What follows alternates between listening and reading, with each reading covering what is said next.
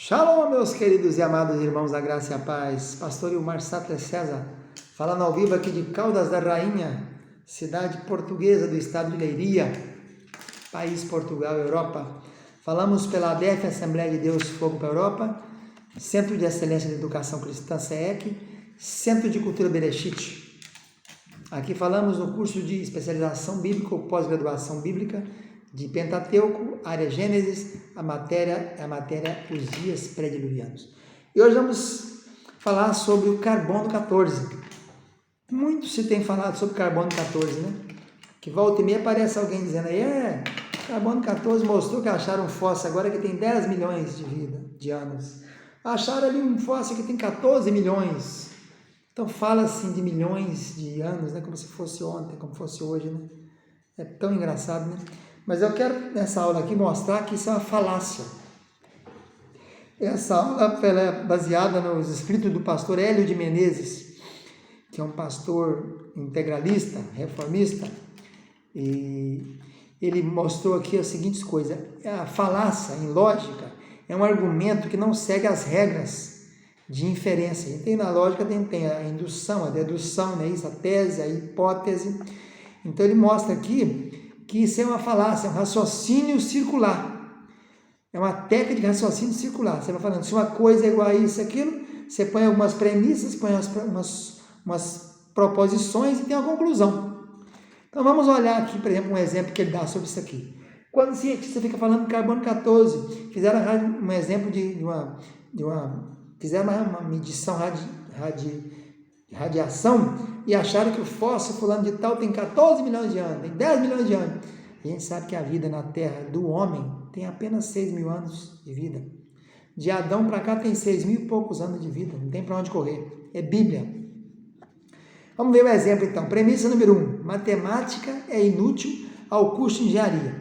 Premissa 2. Disciplinas inúteis para um curso deve ser retirada do curso. Preposição 3. Portanto, matemática deve ser retirada do curso. Se a matemática é inútil, então está no curso, tira do curso. Preposição 4. Tudo que deve ser retirado de um curso é inútil para ele. Então você começa a voltar. Você vem propondo, depois você volta. Conclusão. Está provado que matemática é inútil no curso de engenharia, que é igual à premissa número 1. Então, matemática é inútil, disciplina inútil tem que ser tirada, tira a disciplina, tudo que é retirado é inútil, então matemática é inútil. Isso é uma coisa circular, não é isso?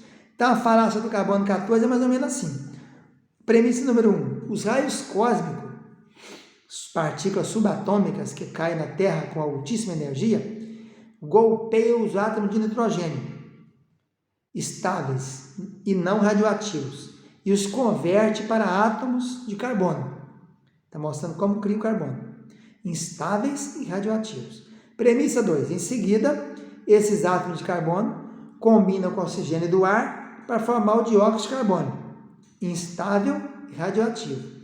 Premissa 3. As plantas retiram do ar o gás carbono, no caso aqui, né, o dióxido de carbono, CO2, e forma carbono, glicose radioativa. Então, o dióxido de carbono, o carbono forma glicose radioativa. E os animais que comem essas plantas consomem os açúcares e assim levam o carbono radioativo para os seus corpos.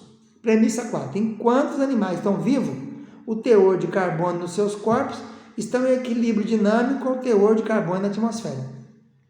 Está pensando e calculando. Premissa 5. O nível de carbono na atmosfera alcançou seu estado de equilíbrio muito antes do aparecimento da vida sobre a Terra.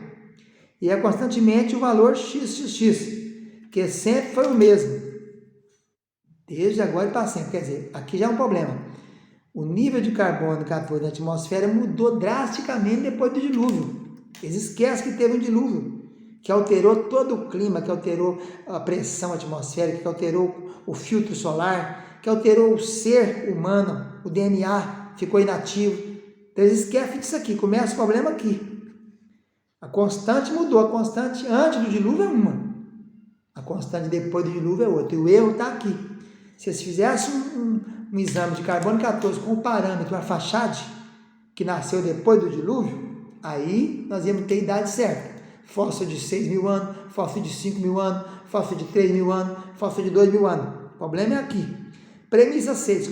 Quando os animais morrem, o carbono começa a decair a uma velocidade Y, padronizada. Sabe-se a cada ano, depois que morreu, cai tanto. E aí não está mais sujeito a substituição. Ele fica permanente ali, depois que o animal morre. Comparando o padrão que fica na atmosfera, premissa 5, com o nível do depois de morto, você vai ter então a forma para saber quanto tempo o animal morreu. Conclusão: pelas medições com fósseis mais antigos animais, chega à conclusão de que tem animal de 1 milhão, 2, 10, 15 mil. Mas o erro está onde aqui? Está tudo indo muito bonitinho. O problema é na premissa 5. O nível de carbono na atmosfera é uma constante XXX. Não é porque depois do dilúvio mudou tudo. Então, aí que está o problema. Como eles estão comparando com o mundo antediluviano, quando a vida na Terra chegava a 900 anos, então todos esses fósseis que eles acham estão supervalorizados. Está achando fóssil de 1 milhão, de 2 milhões, de 10, de 15. Quando na verdade deve ser fóssil de 1.000 anos, de 1.500, de 3.000 anos, até 6.000 anos, 6.500 anos, por aí bate com a Bíblia. Mas então a premissa está errada, é aqui. O problema é aqui. O problema é o 5. Porque o equilíbrio antediluviano, a vida antediluviana, ela foi completamente alterada. A pressão atmosférica, o clima, a uniformidade climática. Vocês viram aí que mudou os telômeros, a questão celular, o ser humano foi outro. A questão do filtro solar, pressão solar, o clima, a temperatura, o efeito estufa, o eixo de inclinação da Terra, tudo mudou com o dilúvio. Claro que a pressão de tanta água que ficou sobre a Terra alterou tudo que foi alterado. Então, o problema é aqui na premissa 5. Se a gente partir da premissa 5, comparar o nível depois do dilúvio, pegar o nível depois do dilúvio e comparar com o homem depois do dilúvio, com os animais que morreram depois do dilúvio, nós com certeza chegaremos a valores exatamente corretos conforme a Bíblia Sagrada. Aí está o segredo do carbono 14.